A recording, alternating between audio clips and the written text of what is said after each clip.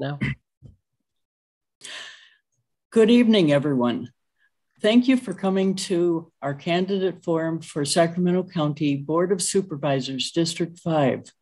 I'm Susan Haree, President of the Environmental Council of Sacramento, or ECOS.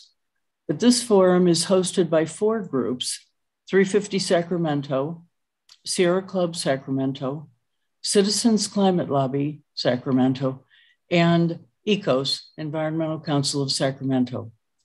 We're so glad to have the candidates here today and to have the opportunity to ask some questions about important issues. Our moderators are 2 top journalists from CAP Radio, news editor Kris Hooks and environment and climate change reporter Manola Secaira. This is a nonpartisan event and no candidates will be endorsed. Organizations that do engage in endorsements will follow their own processes with their members. We thank all the candidates for being here today, and we thank CAP Radio for advertising this forum. Please help me to welcome our moderators, Kris and Manola. Hi, thanks for having us. Hi, everyone. Thanks for having us. Like Susan said just a few seconds ago, this is the Sacramento County Board of Supervisors Candidates Forum. My name is Kris Hooks. I'm the news editor at CAP Radio. With me is my colleague, Manola Secaira, CAP Radio's environment and climate change reporter. Tonight, we'll be hearing from candidates of the county's District 5 race, discussing topics at the intersection of environment, climate, and Sacramento County. But first, we want to welcome the 4 candidates we have here tonight. So we have joining us Jaclyn Moreno, the board president of the Cosumnes Community Services District, Elk Grove City Council member Pat Hume, former Elk Grove Unified School District trustee Alex Joe, and lastly, former Elk Grove Mayor Steve Lee. Welcome, everyone. Thanks for joining us tonight. Thank you. Thank you. So tonight we begin with opening statements. Each candidate will have 3 minutes to tell voters about themselves and why they're running to be the next District 5 county supervisors. First up, we have Jaclyn. Thank you so much, and thank you so much for sponsoring this forum. It's incredibly important. I'm really happy to be here tonight. As you know, my name is Jaclyn Moreno, and I'm running for Sacramento County Supervisor, District 5. I'm a mom of 2 kids, ages 14 and 11, a small business owner, and a mental health care provider trained as a school psychologist. I've been working with kids in schools for over 20 years. Currently, I'm board president of the Cosumnes Community Services District Board, which governs over parks, rec, fire services, and emergency medical services for over 200,000 residents in Elk Grove, Galt, and the unincorporated areas in between. I was elected to do this work in 2018. We've accomplished so many things since I was elected in 2018. We just broke ground on a new fire station. We're in the planning stages of a new community center near Morse Park. And something that I'm most proud of is that in my first year on the board, I successfully advocated for the creation of a climate action plan. We now have a robust plan in place, the first one ever in Cosumnes CSD's history. And now all decisions that we make are viewed through this sustainability lens. I'm running for supervisor for a number of reasons. First and foremost, I'm running because I'm a mother. I want to leave this county better for my kids, my grandkids, and your grandkids. I'm running because in my capacity as a mental health provider, I see the need for the county to invest more in mental health care and substance abuse treatment and in other services. And lastly, I'm running because I want to make sure we're looking towards the future of this region. I recently read the report put forward by the Intergovernmental Panel on Climate Change this February in 2022, which is written by scholars and scientists from all over the world. And to summarize, the consensus is that climate change is coming quicker than expected. Individual efforts will not be enough, and we need governmental intervention to make change and to mitigate the challenges that will be coming because of climate change. Bottom line, we need to start electing clean energy advocates to make sure our future is sustainable with equitable opportunities available for all residents. So again, thank you so much for being here, and I'm looking forward to answering your questions. Thank you. Up next, Steve Lee.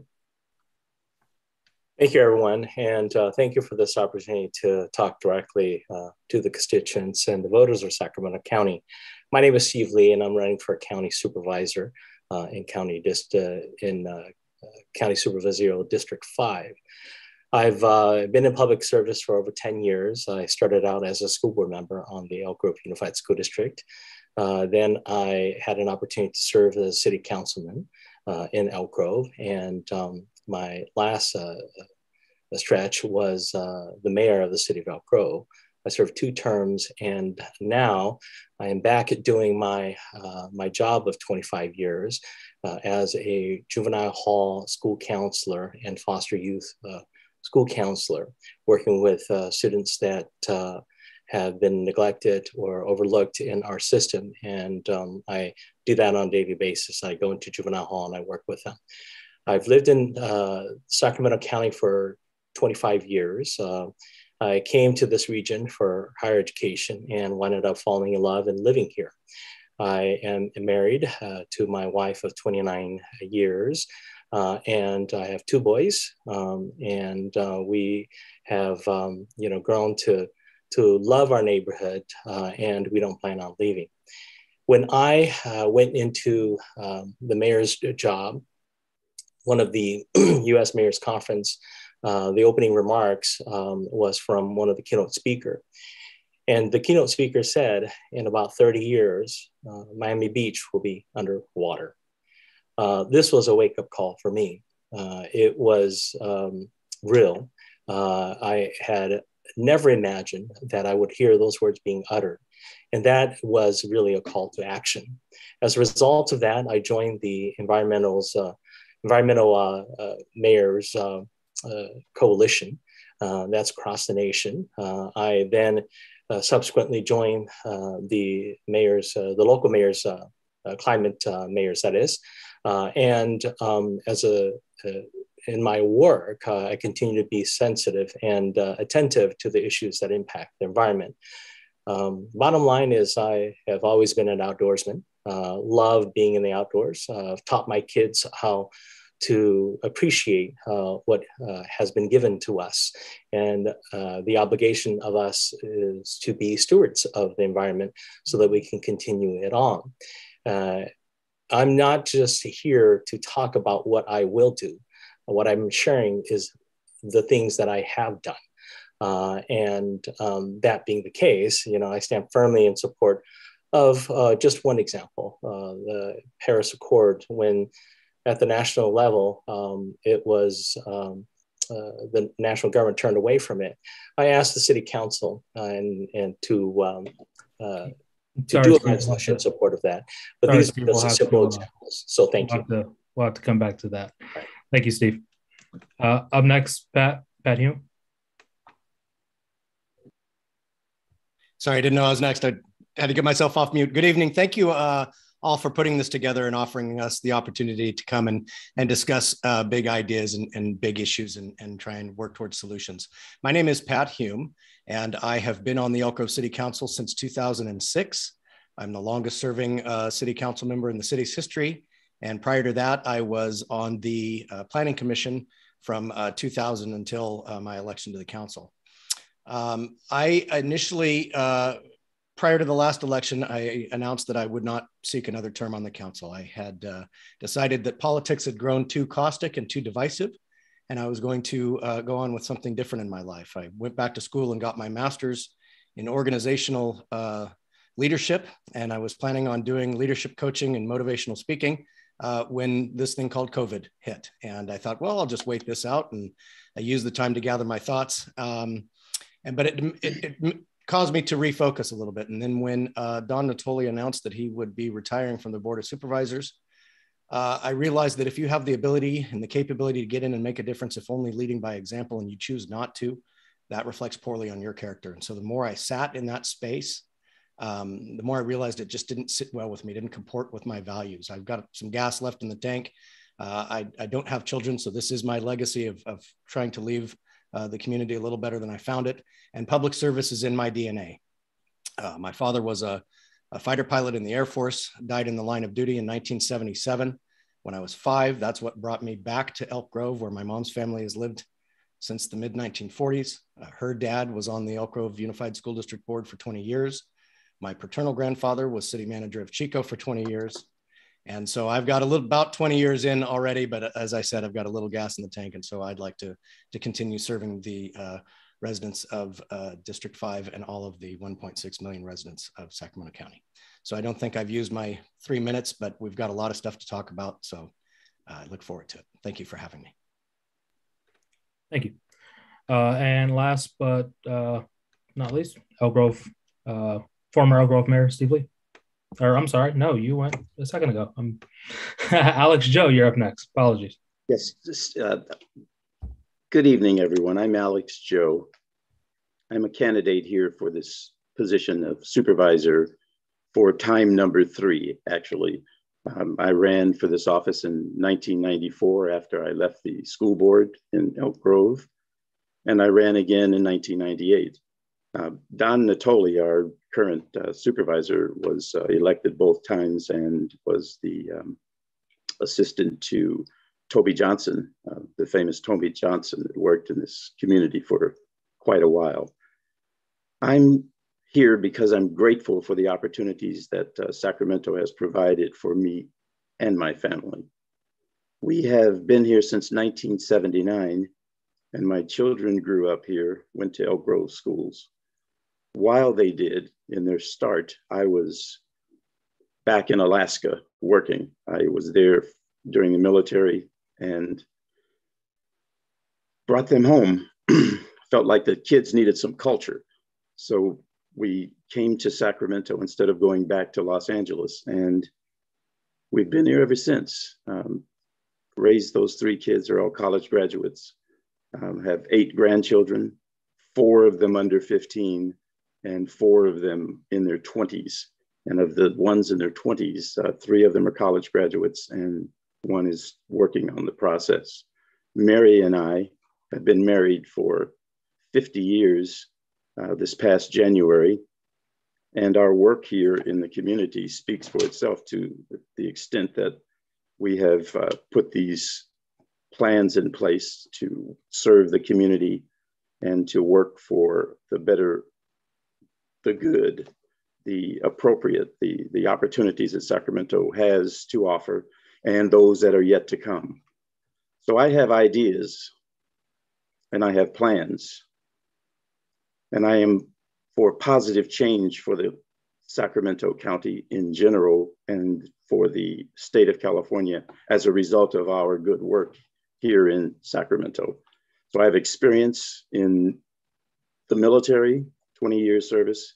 I have experience in education with 30 years in the classroom as a special ed teacher and general ed teacher throughout Elk Grove, Sacramento City, San Juan Unified, and Arcoe down in Harrell, as well as in Lincoln, where I taught for 16 years at the high school in a special ed classroom.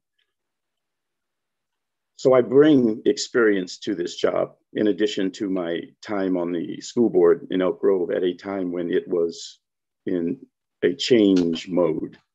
So I returned to this opportunity after 28 years on hold while the current supervisor was continuing to work for the community, and then he and Alex, his wife.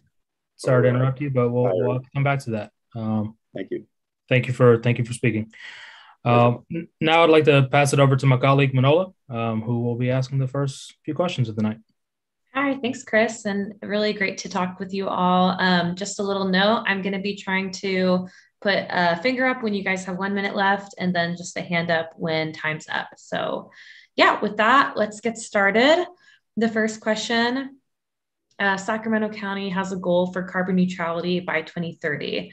It's an ambitious goal and quick action is needed to get there in time. What are 1 or 2 policies the county needs to prioritize in order to make that goal on time? So we're going to start with Pat for that one. Great, thank you. So, initially, let me just say that I think when we set hard deadlines, it puts the aggressiveness of the situation in front of us, which is good. It's a call to action, as has been mentioned before, but it sometimes causes a rush to judgment before we can examine unintended consequences of certain things. And so one of the things that the county obviously can do to get towards carbon neutrality is the going to green energy sources. Solar is the most obvious example of that, but we have a grid that can't even keep up with electrical demands that are put upon it as it exists.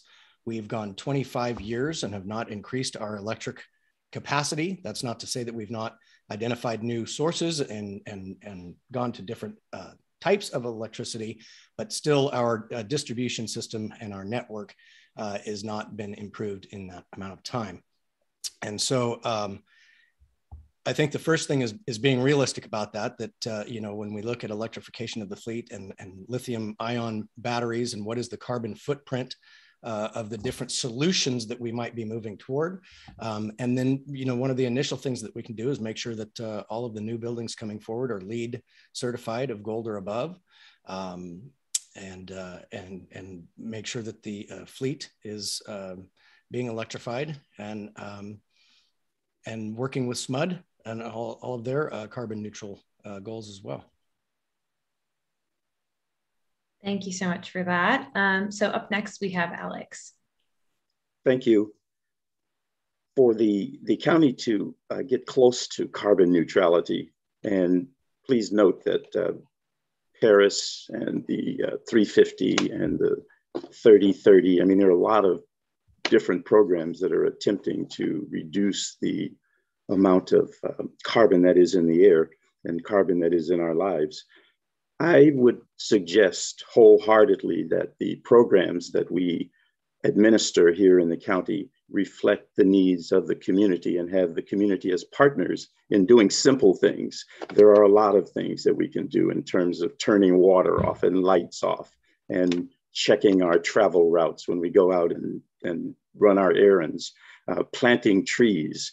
We have many, many aspects of this problem that we can affect as individuals, and then as a community, support those areas and provide opportunities for our children to see what is required and what they should do to be able to help make progress possible. And the use of those tactics will be very instrumental in changing our neutral environment. Okay, great. Thank you, Alex. And by the way, this was just 1 minute left. The hand up will be for time's up, but okay, next is Steve. Thank you, Manola. Great question. The way to approach this is really enough of the rhetoric and start doing it. I think one of the most important thing is one of the biggest offender is Kiefer landfill. If you look at it, we can't just bury our trash and hope that it's going to go away. We bury it today, we're going to drink it tomorrow. And so one of the biggest offender across the nation is we need to start looking at the landfill and explore the possibilities of green energy and stop saying it, actually do it, and develop programs and grants that are readily available to solicit input from those that are good at it. We need to look at other countries and see what they're doing. And there are great examples if you look specifically at Korea and how they're able to their system and how they're able to deal with their trash is key. The other point that is real important is fleet services. And that is across the board. As government entities, we need to stop saying we're going to go in this direction and actually put your money where your mouth is. And that really is just renovating and buying green vehicles, electrifying your vehicles. Thank you. Thank you, Steve. And then last we have Jaclyn. Can you just repeat the question, please? I want to make sure I'm answering it. Yeah, definitely. Sacramento County has a goal for carbon neutrality by 2030. It's an ambitious goal that requires quick action if we're going to get there in time. So what are 1 or 2 policies we need to prioritize in order to do that? We know that transportation makes up about 40% of all carbon emissions in this state. And so I think that we won't meet California's carbon goals if we don't reduce the amount of vehicle miles traveled, if we don't reduce the amount of cars on the road. And so I think two areas that we can focus in on to meet those goals would be land use, figuring out, using land use as a tool to get us closer to meeting California's climate goals by supporting an urban growth boundary, supporting more conservation efforts for recreation and agriculture, and encouraging infill, mixed-use development where goods and services and transportation are nearby. The county's already approved over 45,000 single-family homes to be built on greenfields, and now we can shift that focus to infill. And then in terms of transportation, there's a number of things that I think the county should be focusing on. But I think it's incredibly important that we work together to develop a bus rapid transit plan, to get folks moving, to get cars off the road, making sure that ridership is easy, efficient, and reliable. My oldest child goes to high school 2 miles down the road, and there are no bus service available because it only comes every hour. We need to fix that.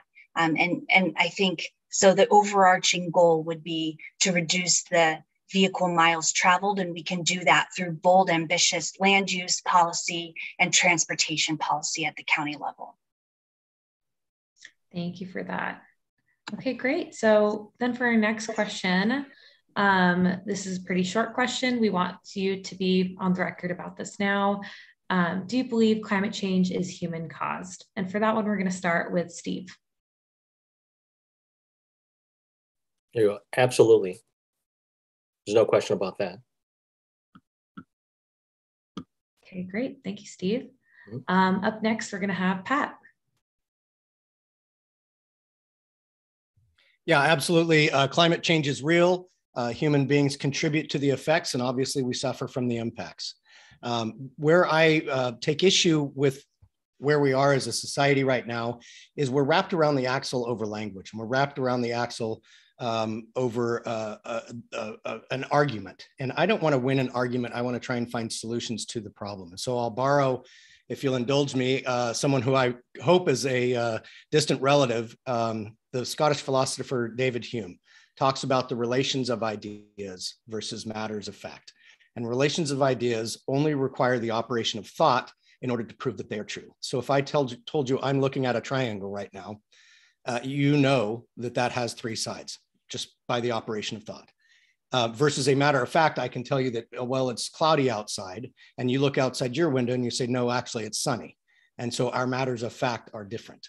So when we talk about climate change, and we talk about anthropomorphic climate change, and we talk about the contribution of humans and our ability to reverse it, to me, we're missing the point. And that is that there are two undeniable truths that you can state that are operations of thought that are irrefutable. And that is that pollution is bad and natural resources are finite.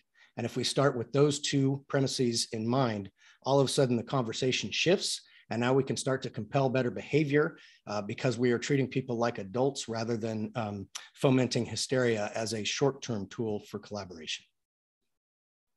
Thank you, Pat. Up next, we have Jaclyn. Yes, I do.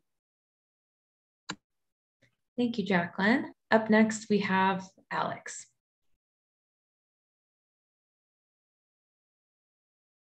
Appreciate that.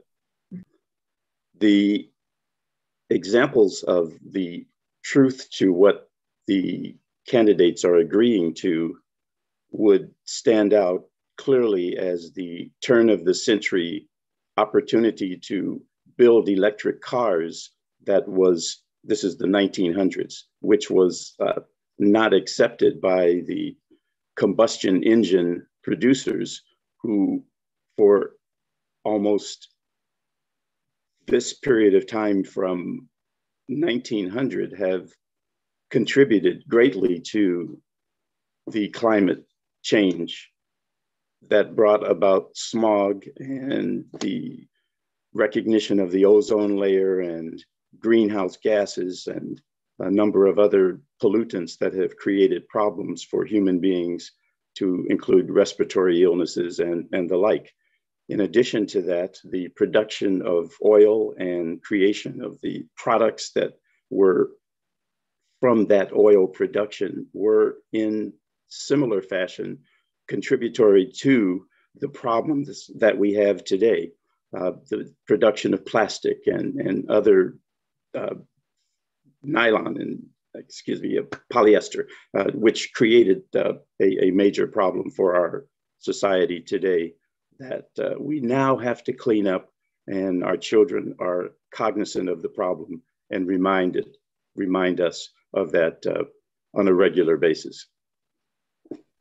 And real quick, Alex, while you're still here, you're on mute for the first 3 seconds. So I just wanted to make sure if you said yes or no to the question before you went on to talk more. The answer is yes. Thank you. Thanks for that, Kris. And yeah, I was just about to say thank you for answering, Alex. I'll give this next question to Kris. Thanks, Manola. So because of the climate crisis, we're seeing unprecedented heat waves, severe weather storms, even more smoke from wildfires. We're seeing heat islands and poor air quality are exacerbated. So how should the county be addressing this? And specifically, how can the county better help our most susceptible residents, such as people who are unhoused? So first, we'll have Alex answer that question. Gladly. The history in the United States has been such that creation of programs like the Environmental Protection Act support the need to ferret out problem areas in the United States to avoid areas where foreign countries will enter low price land areas, high in poverty, and losing opportunity for individuals to grow wealth, understanding that the country, the United States, is built upon education and opportunity that comes from that education. In this instance where these companies will come into these areas, they pollute, they take very high privilege in creating problems that result in the sickness that is created through clusters of cancer and myriad other diseases that are difficult to live with, and their property thus is devalued and effectively removed from their ownership. And that defeats the practice of growing wealth that can be transferred down to families. Another problem would just be the racism and redlining and other factors that exist within our society that have created problems for individuals of color and other Native Americans and people who are not wealthy to have a restriction built in at birth often that eliminates their opportunity to thrive. Thank you for that, Alex. Next up, Jaclyn. I think you brought up a great point about equity and about how the effects of climate change will hit different communities in perhaps inequitable ways. And I think, to me, SB 1000 required local jurisdictions to complete an environmental justice plan and to include that environmental justice plan as part of the general plan. And I know for District 5, the community of North Vineyard was included in this study. And as with any equity issue, it's really important to talk to the people who are most affected by the challenges that are going to be coming down the road with climate change. And that means not only including their voices in what potential issues will be coming their way, but also including their voices in the solution. I know that you mentioned homelessness, and so I want to talk a little bit about that as well. We don't have a ton of time, 1 minute here. But in order, I think, to address homelessness, we've got to talk about housing. We've got to talk about siting plans. The city of Sacramento is the only jurisdiction that has a siting plan as of right now. We need to compel other jurisdictions, including the County of Sacramento, to create siting plans and make sure people have a place to go. Thank you. Next, Pat. Sure. So I'm not sure I captured the whole question here, but I'll try and address it as best I can. So if we look at, the post-industrial era, when climate change and warming really has been recorded. If you think about that, that's the late 18th century into the 19th century. And it kind of hit its apex when rivers would catch fire because the pollution was so bad, right? And so then up into the boom of the post-war era, and suburbia began becoming a thing. We shifted our transit away from rail transit primarily over to buses because the oil and tire industries would rather see us using buses for transit. So we've spent about 200 years, I guess, with bad behavior. And we've really spent about the last 40 or so trying to recognize that, and when you know better, do better, as Maya Angelou says. And so I think the number one thing, and this has been brought up here before tonight, but the number one thing that the county can do is use planning and zoning effectively. As I always say, that the best way to cut down on vehicle miles traveled and on traffic congestion is to put people where they live and where they want to be closer together. I've been working with RT and with the connector and with the San Joaquin JPA to try and bring passenger rail to town, to try and extend light rail, to try and work on more frequency and coverage for our transit system, as well as to have road capacity for the electrification of our vehicles, which will still require roads to travel upon. And so I'm afraid I'm going to run out of time here before I can address the least among us, but really, again, that comes back to using the planning and zoning and removing barriers to incentivize reinvestment in communities like Rosemont Plaza, where the absentee landlord just is not taking advantage of the commercial opportunity. And so these people don't have a heart within their own community. And my time is up. Thank you. Thank you. Steve. The first response to that is, one, the air quality. Now, when I was mayor, I sat on the air quality board. And one of the things that we did do is we had monitoring stations across the county. And part of that is knowing when a certain area is not advisable to actually be outdoors. Not only just that type of approach, but also having ways in which it could be addressed appropriately. Making sure and monitoring that the biggest polluters are being kept in check. Now, in regards to the homeless population or the unhomed population, what really needs to happen is housing first. And across the nation, you look at communities. If you find the home, that addresses the first issue, and then you can then look at some of the other issues that come along with it, either mental illness, drug issues, soft skills, hard skills. That needs to be addressed. We can't afford to be unhuman to those that are living in the streets unhomed. And of course, number three is addressing affordable housing. Across the nation, we see that above and beyond, and we just need to make sure that we have a method to prevent those from losing their home and getting in the streets. Thank you. Thank you. So several of the groups who organized the forum tonight want tougher regulations on new development or sprawl, and also development that encroaches on wildlife areas. Describe your views on these issues. So what limits, if any, should the county have when it comes to limiting sprawl, emissions, and the negative impacts on wildlife areas when creating new development? And we'll start with Jaclyn.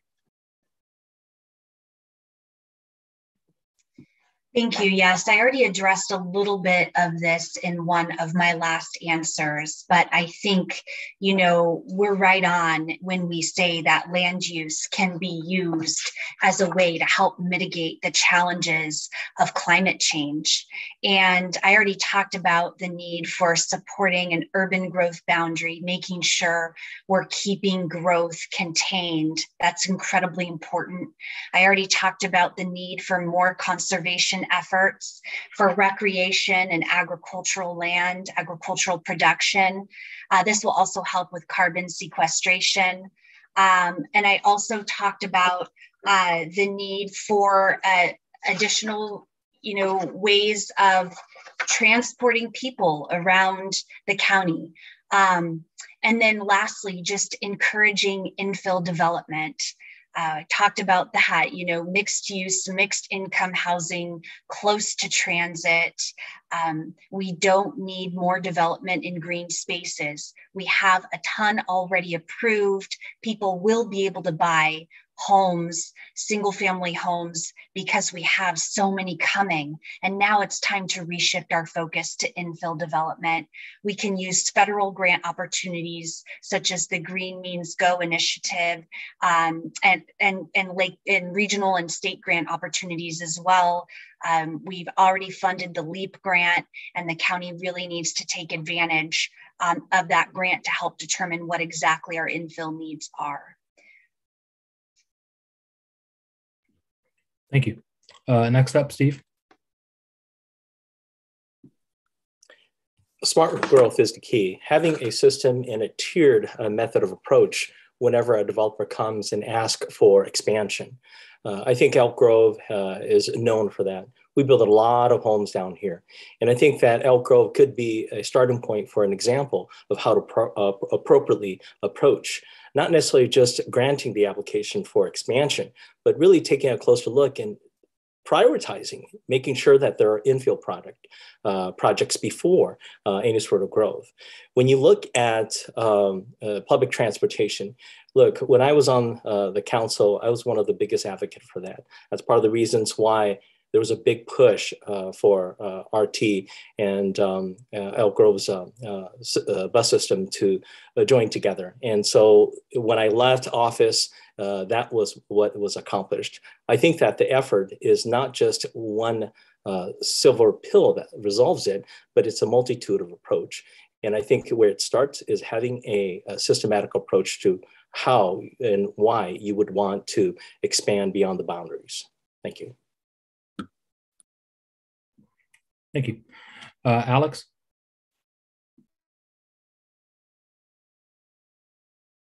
They have a control in place that requires builders to build homes that fit neighborhoods. They build homes that are not extreme in size and are not creating vast differences between one lot and another. So that's a requirement that I think is helpful. And I think that, in addition to others that we will create, are useful in controlling some of what takes place in the neighborhoods when construction's underway. The inclusion of mixed income homes is a very important piece because it provides an opportunity for the residents of that area to include people who are lower income than the general price range of the houses that are being built and that are for sale. That's important because it provides homes for the people with a greater need. And note too that there is often a possibility that people are just one paycheck away from the risk of not having a home. And if we can build these properties in a mixed environment, the inclusion feature being important, we can probably, we can do something about the potential for there to be a drastic change in a family's status. Sprawl has to be checked. Sacramento has areas under construction and built out where it's far removed from services, requiring an individual to get in an automobile and go to shop or to fill up a vehicle. And it's important to not have that, Alex, as a problem. Thank you. Pat, you're up. Well, first of all, I'm happy that I was finally able to figure out when I was next in the queue on this particular question. So listen, I support removing barriers and lowering costs to produce housing at all levels of cost and income. Having a background in providing housing and land use, I can tell you that it's a simple supply and demand equation. One of the reasons why we see homes so unattainable right now is because we've constrained supply to the point that the demand cannot keep up. And so I've always advocated for agencies using the longest lens possible when planning to look out generationally rather than in these little 20-year chunks that allow pressures to build up until there's a catastrophic release. And so, certainly to avoid agricultural areas and wildlife sensitive areas should be a top priority.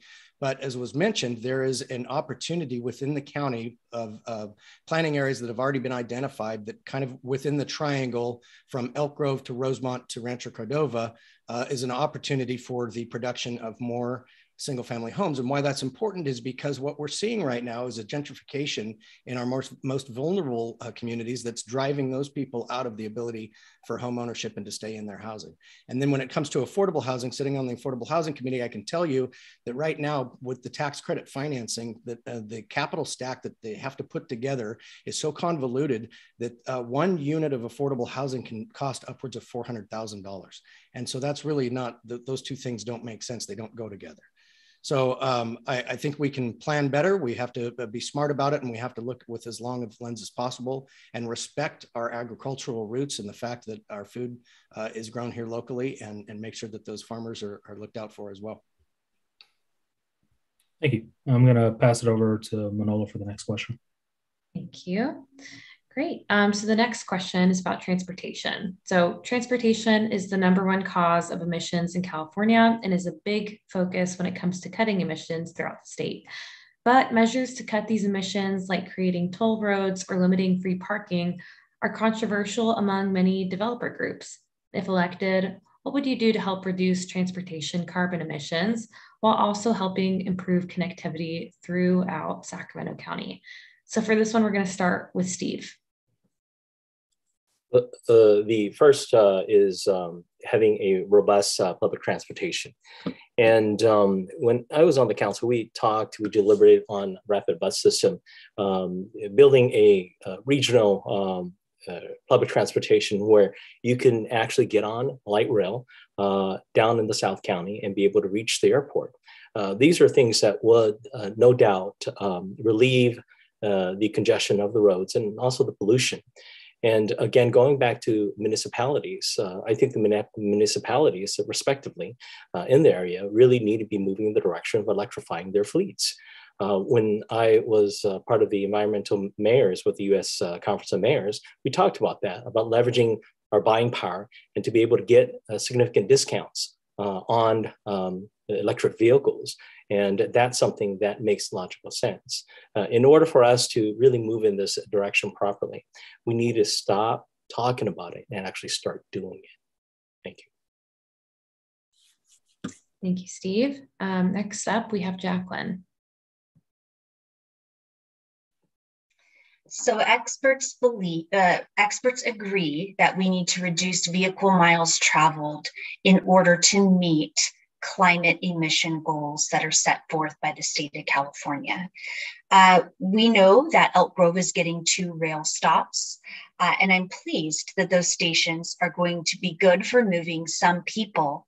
But the fact is that 1, we need to move more people, and 2, people will still have to drive to those stations, which ultimately will not reduce vehicle miles traveled by much. And secondly, I know that the connector has been something that has been talked about in the environmental community and the land use community for quite some time. I'm thrilled that the connector will make it easier for people to move from Elk Grove to El Dorado Hills. But again, it doesn't solve the problem in reducing vehicle miles traveled. I think the best bang for our buck will be to create a bus rapid transit plan, connecting our regions with clean energy buses. When we have fast and reliable and efficient services, we will use those buses, but not without a comprehensive advocacy program put in place as well. I know that people need to be educated and people need to understand why bus usage is important. So the combination of advocacy and actual service that's fast, reliable, and efficient, I think we can meet our goal to reduce vehicle miles traveled. Thank you. Up next, we have Alex.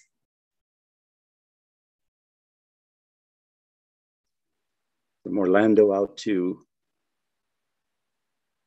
Kennedy Space Center. Those toll roads are very clean and efficient, but for an occasional snake or a turtle, they are smooth and very convenient in terms of transporting individuals from point A to point B.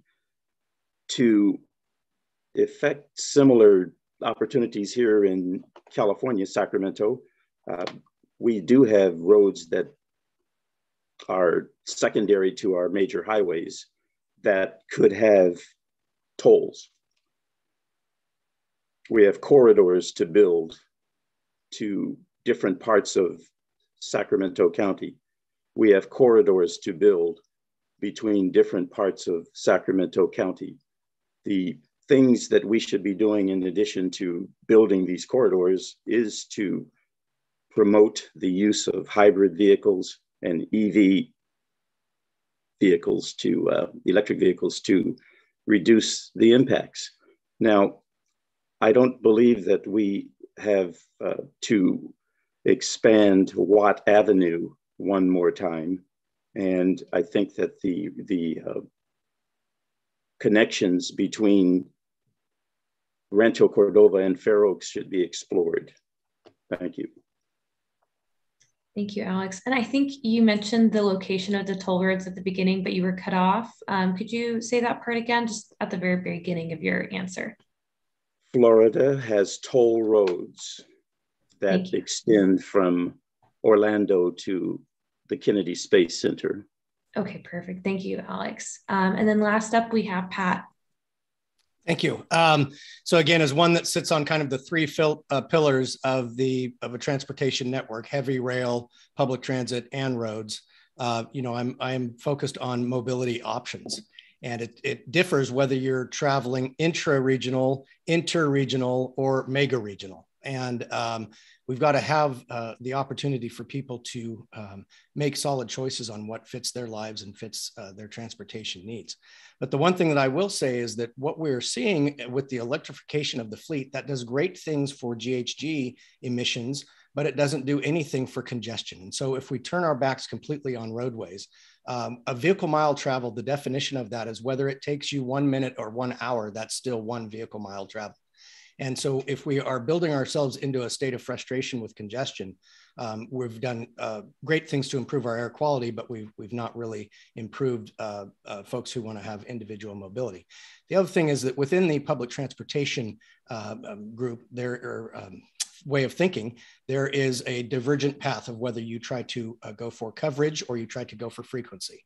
And so coverage runs transit into every nook and cranny of every neighborhood. Frequency says you can walk to a bus stop and have a good certainty that you either just missed the bus or the bus will be along soon, or the bus is there right now. And so you don't have to plan your day around taking transit, as was brought up as a limitation when we're focused on coverage. And so we don't have that frequency. And then finally, with the heavy rail, that's just an opportunity for someone to make a housing choice that it gives them a better quality of life for their family, and they can use their commute time to catch up on emails or to read a book or draw a painting or whatever as they go down to wherever the corporate office might be if they need to come into work for a couple times a week. So I'm trying to work on solutions across all levels of the transportation network. Thank you, Pat. For this last question, I'm going to be handing it off to Kris. Thank you. So There's a possible ballot measure, sort of sticking with transportation here. There's a possible ballot measure coming up in November that would increase the county's transit tax to make improvements to deteriorating roads, bridges, and the transit system. It's an idea that's been floated before, but also shot down by voters. So while business and labor groups say that the tax will help connect Sacramento communities as the county continues to grow and grow, environmentalists argue that it would contradict the county's own emission goals. So do you support this new ballot proposal? Why or why not? First up, Pat. Yeah, so when I sat on STA, I was involved in the previous efforts that were scrapped before they even made it to the voters.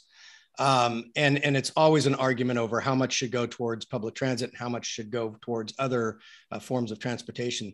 What the voters resoundingly have said that they support is a fix-it-first strategy that actually takes care of the infrastructure that we already have, repairs potholes, makes sure that our bridges are strong, rail networks and the like, and then also obviously existing public transit to make sure that it's clean, safe, and efficient. This is it's a serious opportunity. I don't know that it's the right time to put a tax measure before the voters, given what's going on with the economy and with inflation, with gas prices and everything else. They're maybe feeling a little too frustrated to approve it, but it is an $8.5 billion potential influx of direct revenue that when you put that as a local match for state and federal grants, then you could be looking in the neighborhood of $15 to $20 billion expenditure plan. That's real money for the region. And that goes a long way towards solving some of these issues that we've been talking about. So I've not taken a close enough look at the expenditure plan to say whether or not I'm for it or against it. It would be on the November ballot. So I've got some time to do that yet. But I can say that when I've worked very closely on the previous efforts, we tried to find a balanced plan where there was something in there for everybody to identify that met their priorities and what was important to them. And so hopefully this plan has that as well. And if it makes it to the voters, they get to determine whether or not the people that crafted it did their job. Thank you. Thank you. Alex? Florida has toll roads that are uniquely clean and efficient. Use of roads here in Sacramento with a similar construction pattern and with a pay element could be an opportunity for us in many ways. One certainly is to reduce the wear and tear on our vehicles because our roads currently are in medium disrepair. They're still functional and we are working on them on a constant basis. As I said earlier, we need to build new corridors that do not include Watt Avenue. And I think that in terms of the cost of doing this business or the cost of creating this opportunity for the residents of the county, it's something that will pay for itself. And certainly if you have the community buying in over time, it may not be easy at the start, but buying in over time is a logical approach to a problem that we've lived with and had to extend our vehicle maintenance packages as a result, just because of the condition of the roads. So I would favor this as it becomes possible, and I would champion it to the individuals who may have concerns about whether or not it's a wholesome practice. Thank you. Steve? So I would be opposed, and I'll tell you why. Simply put, the way I approach any sort of tax increase is real simple. Can we take it from anywhere else? The county has a $6 billion plus budget. Really take a fine-tooth comb and try to find the money elsewhere. This is the wrong time to increase the burden on families. Our economy is just recovering. It doesn't make any logical sense right now. Now, that being the case, I wouldn't be opposed to it in the future, but the bottom line here is I do it in my family. When I have, issues or crisis, I don't go to my employer and saying, hey, can you give me more money? What I do is try to figure out where I can cut. And I think that's a good policy to appropriately deal with any sort of tax proposal. I've done it before on the Elk Grove City Council. I've opposed tax increases. And this is something that, generally speaking, without knowing the nitty-gritty details as a philosophy, I generally would oppose it. Thank you. Thank you. Jaclyn. Yes, thank you so much. I do believe that we have immense infrastructure needs, particularly when we look at the needs in the more rural, unincorporated areas of the county. And I do believe that we need to address those needs. I also have not had the chance to look deeply at this initiative and what the overall goals are for the money that would be collected. But I think that moving forward, looking at that initiative as it relates to our climate action plan in the county, and look at that as it relates to with an overall goal of the reduction of vehicle miles traveled. And I think that's how I would come to my conclusion on whether or not I would support it. Thank you. And to close this out, I just want to pass it off to Manola. Thank you. And thanks everyone for answering our questions tonight. Before we finish up, we want to give you all 2 minutes for closing statements. So first up, we have Alex.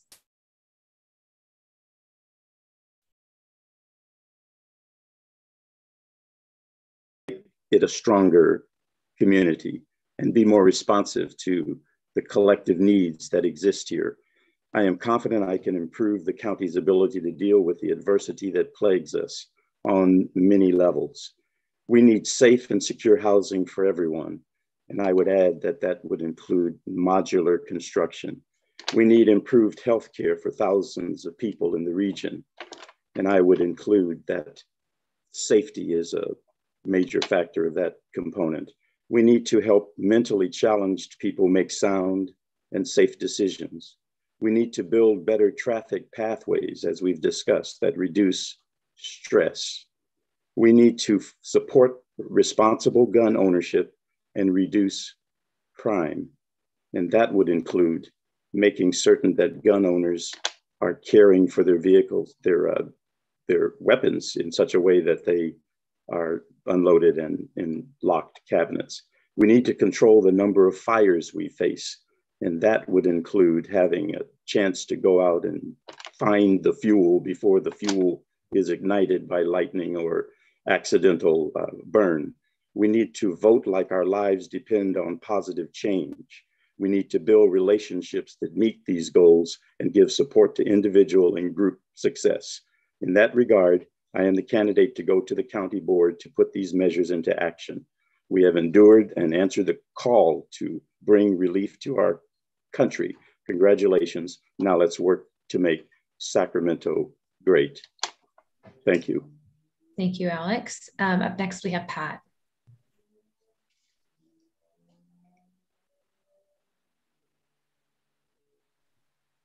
Oh, Pat, you're muted still. The one time I left myself unmuted and then muted myself, doggone it. You think after 2 years we'd have this down. I'll be brief since I just used up a lot of my time dealing with the microphone there. I've known Don Natoli most of my life, and I knew his predecessor, Toby Johnson, and they set the bar high for what public service means. And so what I'm in this race to ask to go to work for you and for the other 1.6 million residents of Sacramento County. This is not an ego for me. I have no political ambition beyond this. I am a local government kind of guy. I like to roll up my sleeves and go to work and do the job and serve the constituency. I have lived in the South County my whole life. I've seen sort of the push-pull relationship that the District 5 especially enjoys with downtown Sacramento. And so I believe that I am best suited to represent the diverse interests of folks from Rancho Cordova through Elk Grove in the unincorporated area and down in the Delta. I've earned the endorsement of all of the law enforcement agencies within the district. business advocacy groups, industry trade associations, housing professionals, the Sacramento Farm Bureau, private farmers, ranchers, and wine growers. And I've been working every corner and getting to meet some fabulous people, learning the issues, and I believe I am the most experienced and prepared candidate to go to work on day one. So I ask humbly for your support. Thank you. Thank you. And up next, we have Jaclyn. Thank you so much. It was such a pleasure being here tonight, and it's such an important topic. I'm really happy that the environmental groups got together and decided to create this opportunity for us and for the voters. So thank you so much. First and foremost, I'd like to say that, my experience in mental health care, I think, is experience that will be taken to the board. Every day I see what it's like for folks living in this community. Many of my clients share programs with the county, foster care, CPS, juvenile justice, and that experience will be taken to the dais. Those people's experience will be taken to the dais. Also, the experience I have on the Cosumnes Community Services District. When you know me, you know that I get things done. I talk to people, build coalitions, take various perspectives before making a decision, and vote the way that I think will best impact our community. So I do think that I'm the best candidate to serve on the county board. And again, I appreciate this opportunity and for highlighting the importance of the effects of climate change. Thank you so much. Thank you, Jaclyn. And last, we have Steve. I want to thank you again for taking this opportunity to provide for the candidates to speak to the constituents. The most important thing for me is people before politics. That's the reason why I left all political party. I am running as somebody who is not affiliated with any political party. Because the reason why I did that is because I believe that the person in this position really should be for the people. As somebody who grew up as a farmer, currently is a farmer, is a school counselor in juvenile hall, as a former mayor, as a former city council member, and also as a trustee. The totality of my experience will explain to the voter that I have a breadth of understanding of the different issues that surrounds this type of position. That's the reason why I'm running for county supervisor. I'm running on 4 real basic issues, which is 1, the unhoused and the mental illness program need to be robust at the county level. Number 2, properly funding law enforcement. I think that the rhetoric across the nation now is really concerning, and the responsibility of local boards are to ensure public safety. Number 3 is making sure that there are jobs and ensuring economic development. And of course, the 4th issue that's real important to me is ensuring that we support education and to provide alternatives for students like mine that are coming out of juvenile hall for a pathway in trades. Thank you very much. If you have more questions, feel free to contact me at 916-717-3827. That is my personal cell phone. It doesn't go to an answering service. I pick it up directly.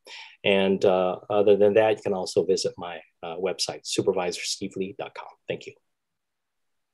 Thank you for that, Steve. And with that, that finishes up our panel for the night. Thank you so much to the candidates for taking this time to discuss some really important topics pertaining to the environment and climate change that impact District 5 residents, topics that they're thinking about today. We also want to thank the hosts of this evening's forum, the Environmental Council of Sacramento, 350 Sacramento, the Sierra Club Sacramento, and Citizens Climate Lobby Sacramento. I just want to take a moment. Do our organizers have anything to say before we close out? I just want to take a moment to ask that. Yeah, thank you. We'll just make a quick statement. This was a great discussion, and we hope everybody in the audience has a better sense of the candidates, their differences in priorities, and how they might differently serve the citizens of the county. So thank you to the candidates for your participation. Thank you, Manola and Kris, for moderating. We really appreciate it. Thank you, Moise Mir and Alex Reagan, for the technical support. Everyone, please note that a video of this event will be available on YouTube. And on behalf of Environmental Council of Sacramento, 350, Sierra Club, and Citizens Climate Lobby, thank you for tuning in. Have a good evening.